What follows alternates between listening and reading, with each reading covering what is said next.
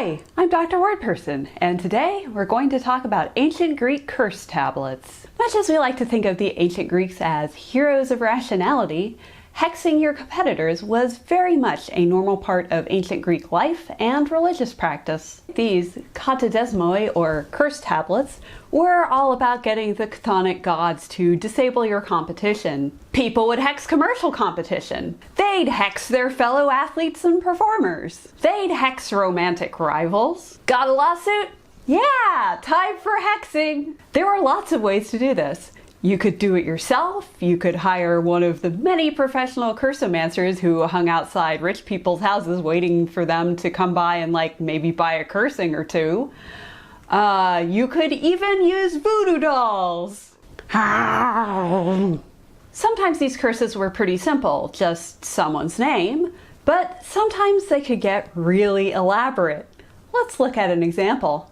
Katado Kalion ton kapelon. Fuck Kalios the tavern keeper, the one who's my neighbor, and his wife Thrada, and the tavern of the bald guy, and Onthanion's tavern, the one next door, and Philo the tavern keeper. For all of them, I fuck up their soul, work, hands, feet, their taverns. Katados Sosamenes ton Adelphon. Fuck Sosamenes, his brother, and Carpos, his slave, the linen seller, and Glycanthus, the one they call a pussy, and Agathon the tavern keeper, Sosamenes' slave. For all of them, I fuck up their soul, work, life, hands, feet. Katado Kiton ton Gaetona ton Canabiorgon. Fuck Kiddo, my neighbor, the rope maker, and Kiddo's craft, and the work and soul and mind and tongue of Kiddo.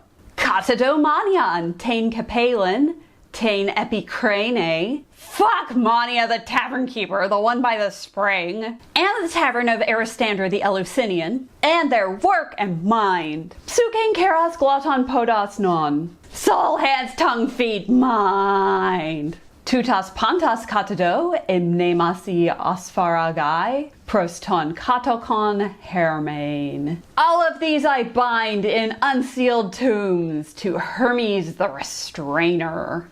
Anyway, in case you weren't keeping track, this guy put curses on, let's check the list, 6 taverns, 4 tavern keepers, and 5 other people at an average of 3.2 body parts per person, and the entire profession of rope making. What can I say? There's someone like this in every bar, in every forum, in every HOA meeting. And speaking of these body parts, the point of these curses was not to kill your enemies, but to incap them, to render them ineffective. So much of the curse is devoted to disabling body parts that could be a problem for you. Obviously, hands, feet, tongue, soul, and mind were pretty popular, but there is one tablet that curses a romantic rival's butt. The verb katado, that I'm translating here as fuck or fuck up, literally means bind, hence the idea of accompanying these curses with lead or wax or clay voodoo dolls with their hands or feet bound. I don't think I can do that to this delicious donut version. And from there, it was only a matter of depositing the tablet and or the voodoo dolls in a temple, a well, or more commonly some poor rando's grave. No, seriously, in ancient Greece, it was apparently a relatively common occurrence to go to a graveyard and see a bunch of voodoo dolls there. You gotta make sure the infernal gods get the message, right? And these curses were generally thought to be very effective.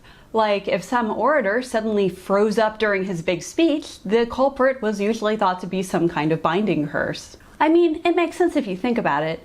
We today tend to think of religion as appealing to holiness and goodness and, in general, our higher impulses. But to the ancient Greeks, this sort of malevolent cursing was just as much a part of religion as anything else. Alright, that was my show. Thanks for watching. Please be sure to like and subscribe, and I have put additional reading in the doobly-doo.